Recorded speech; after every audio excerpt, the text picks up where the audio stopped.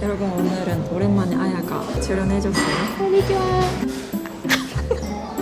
いただきます。いただきます。最近韓流カップルが増えてるんですよね。どう増えてる？いいんじゃない？私嫌や。これがしんどいところかな。国際結婚。生まれ変わっても、今の旦那さんと結婚する？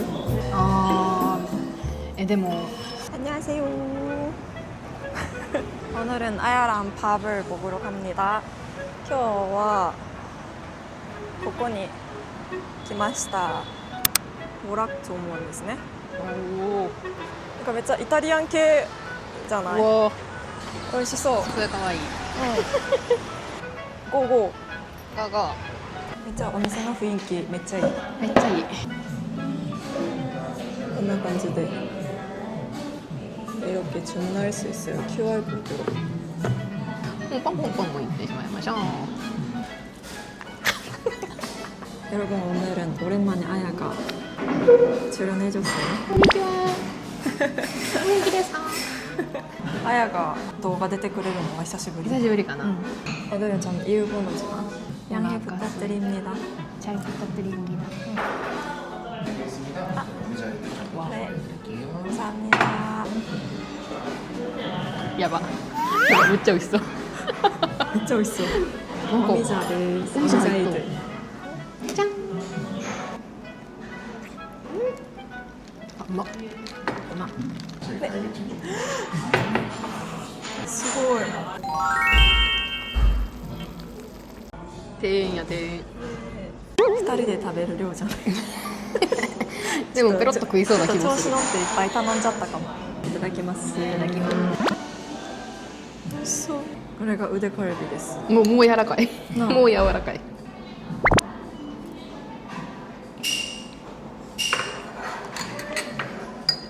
さあ帰ろうか。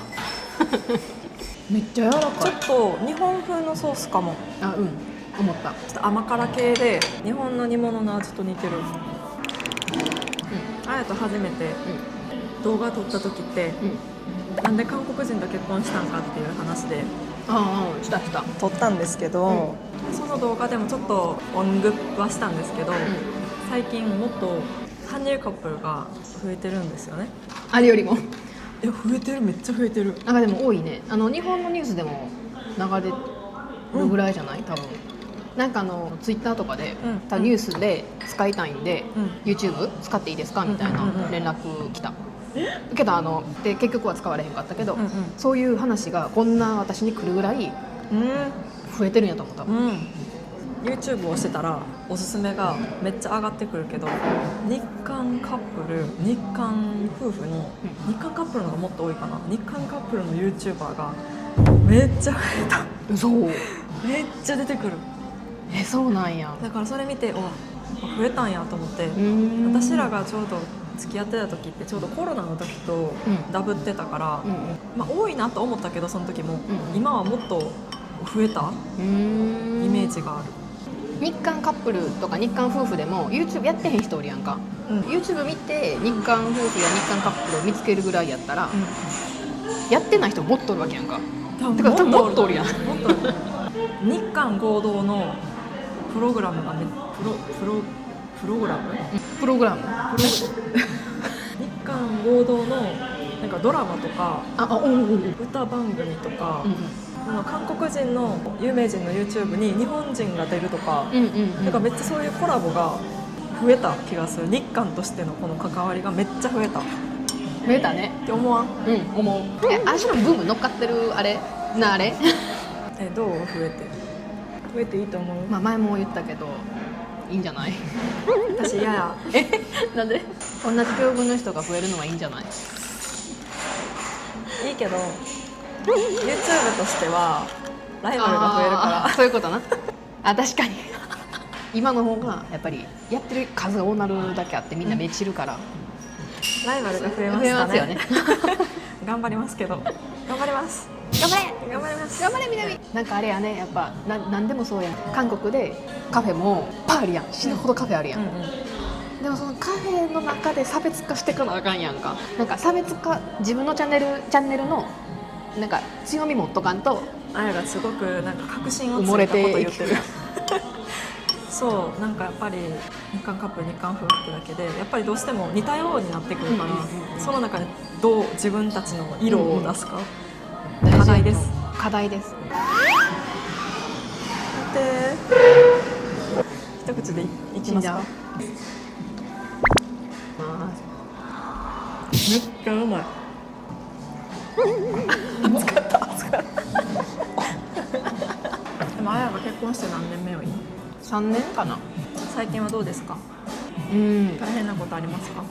でもいい意味でも悪い意味でも変わった、結婚したら変わったわみたいなはないかも。そんなにでもやっぱりその韓国語が完璧じゃないがゆえにちょっとお互い気分がさマックスにいい時じゃない時に会話をするとどうしてもさこう言い方がさ、よくなくなってくるのに、2人とも敏感になって何その言い方みたいな、なんかそれで喧嘩することはちょいちょいあるかも。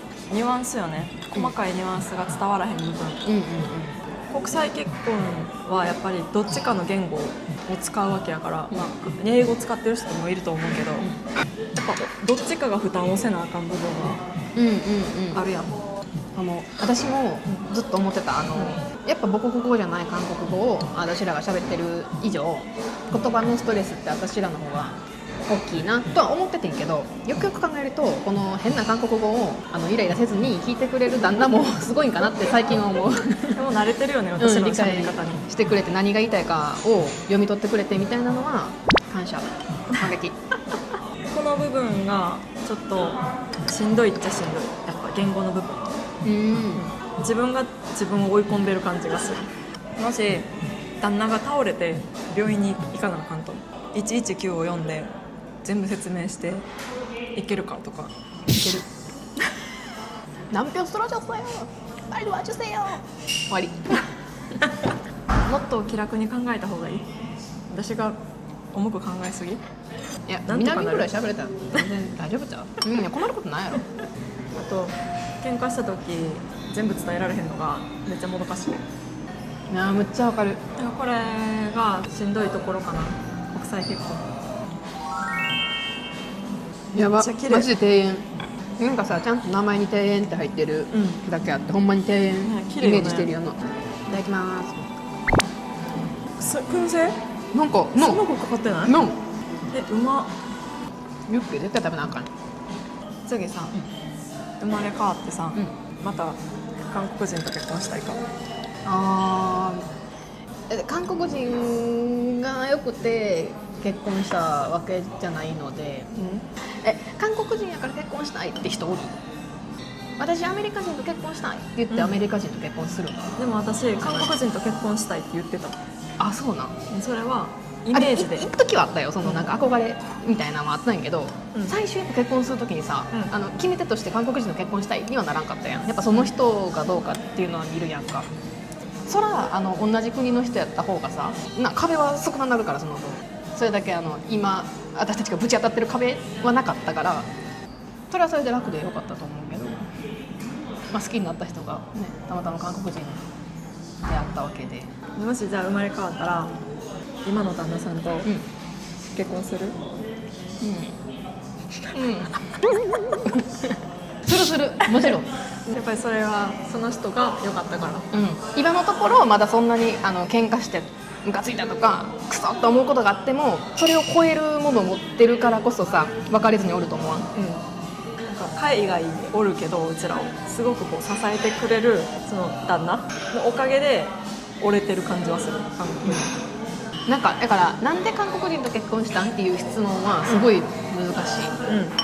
たまたまそう好きになって、皆さんが結婚した時と同じように、あ、この人と結婚するんやろうなって自然に思った。人間としてこの人が好きやと思って結婚した人がたまたま韓国人やったっていうだけですね。